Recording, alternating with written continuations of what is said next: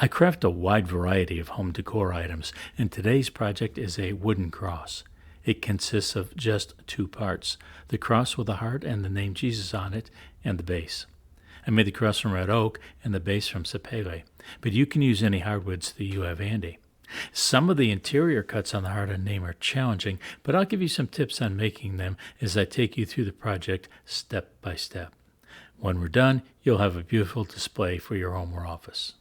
I'm going to make the Jesus and the heart out of red oak, and the base I wanted contrasting, and so I'm going to make the base out of sapele, and I cut down some red oak for these, for the crosses, and I drilled the pilot holes, so it's time to move over to the scroll saw. The first thing I had to do was to switch the blade. There was a number 3 blade in the saw from my last project, but this is 3/4 inch thick red oak, and my choice of blade for this project will be a number 9 Pegasus modified geometry blade. If you prefer, you could use a number 7 blade, but I generally use the largest blade possible because it gets the job done faster. For a complete discussion, I left a link to my video on blade size choices on the screen and in the description. This project has only 2 parts, the cross and the base. I've drilled the pilot holes for the inside cuts and will cut those first. You should always start with the interior cuts because as you remove material, the board loses structural integrity and you want a larger surface to grip while you're making these cuts. A lighted magnifier makes it much easier to follow the lines on patterns, particularly for small areas. I use the magnifier without the light when I'm recording video because the LED light is so powerful that it washes out the picture, making it difficult for viewers to see what I'm doing. I always drill pilot holes near a corner if there is one. I cut from the pilot hole to the corner and then I back the blade to the pilot hole, use that space to pivot the workpiece 180 degrees, and then back the blade to the end of the curve I had just created. This may seem like a lot of steps, but there is a method to my madness. It now only takes a slight turn and the blade is facing in the direction to cut the first side of the shape I'm cutting. I put slight pressure on the board and make the cut. Always let the blade do the work and don't use any more pressure on the blade than necessary. The next corner contains a 90-degree turn, and over the years I've developed a procedure for making these turns. I cut right up to the corner where the cut line changes direction by 90 degrees. Then I back off pressure slightly, just enough so the blade is no longer cutting, and pivot the workpiece 90 degrees to the next direction I want to cut. I utilize the kerf from the cut I just made, plus a tiny bit of the waist area to make this turn. Then, once the blade is aimed in a direction I want to cut, I apply pressure to the workpiece and start cutting again.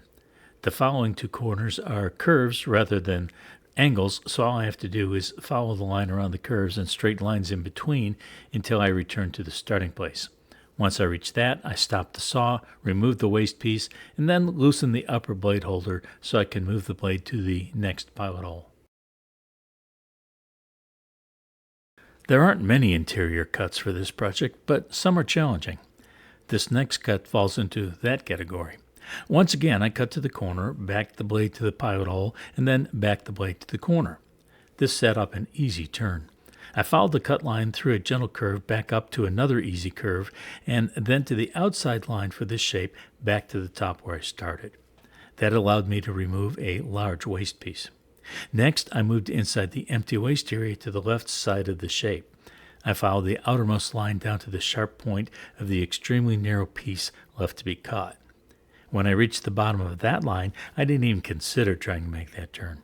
Instead, I backed the blade up to the waist space, and from there, I cut down the remaining line across from the one I just completed. Once I reached the point at the bottom, the tiny sliver of waste popped out of the cut. I was careful when I drilled the pilot holes for this piece because the letters are tall and skinny, and it would be easy to put them in the wrong place. Once all the inside cuts are made, it will be evident that the name Jesus was spelled inside the heart, but looking at the pattern on a flat sheet of paper can be confusing. This next shape mainly consisted of 2 long lines, but a part at the bottom presented a challenge. I started from the pilot hole near the top and cut to a corner where I followed the previously described procedure to make the 90-degree corner. I couldn't get the blade to back into the corner, so the cut wasn't perfect, but after I remove the waste from this cut, I'll go back and clean it up. I followed the long lines down to the bottom, then followed one of them into the corner to make the bottom back of the letter J. The space to be cut to the right of the letter E held one challenge at the top. From the pilot hole, I followed the usual procedure to make the 90-degree turn at the first corner. It was a short cut across the top, but that line ended in a near impossible turn to make from that direction, so I went back and made the cuts touching the letter E. I used my standard procedure for cutting sharp corners on all corners. The turns at the bottom of the E were routine, and I made them with no problem. Then I started up the line on the other side, around a couple more sharp turns, then some curves that formed the left side of the letter S.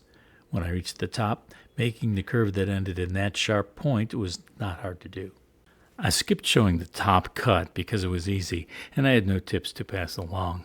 I started the next section at the top as usual, then made the long cut down one of the sides. There was a steeply angled cut at the bottom, and I discovered a good way to make that one. I cut to the bottom, then backed the blade up a short distance.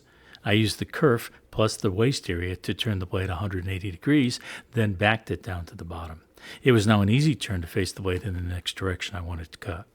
The rest of the cut was a straightforward series of gentle curves and some sharp turns.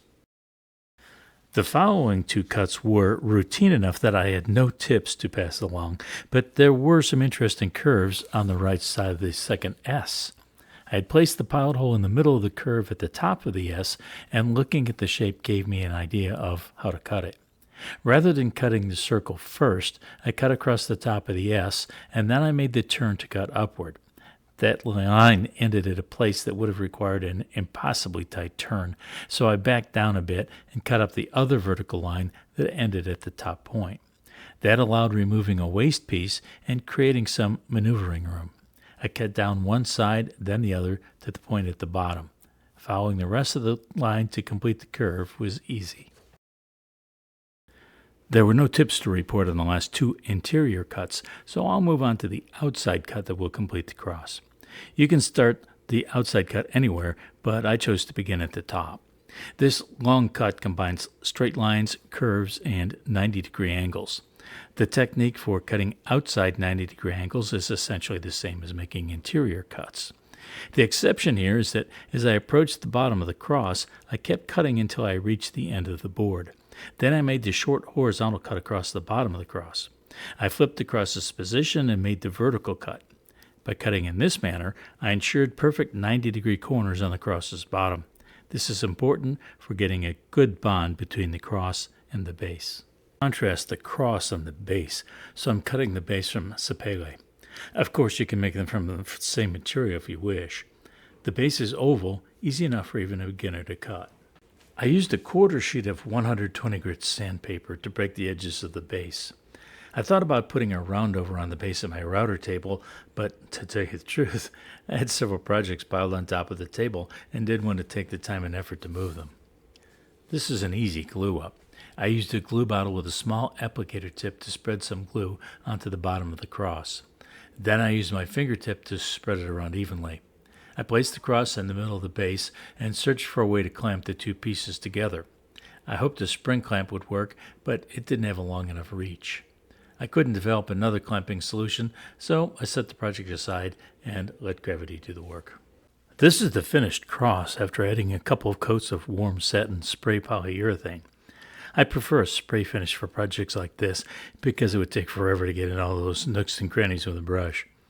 The interior cuts may be challenging for a beginner, but if you take your time and follow my tips, this is doable. This cross will make a striking display anywhere you choose to display it in your home or office. I'd love to read your comments on this project, and I respond to every comment. That plus a like will be appreciated, as these activities help to grow this channel and tell the YouTube algorithm to suggest the video to others. Regarding suggestions, 2 hints for the next video you may want to watch are on the screen now.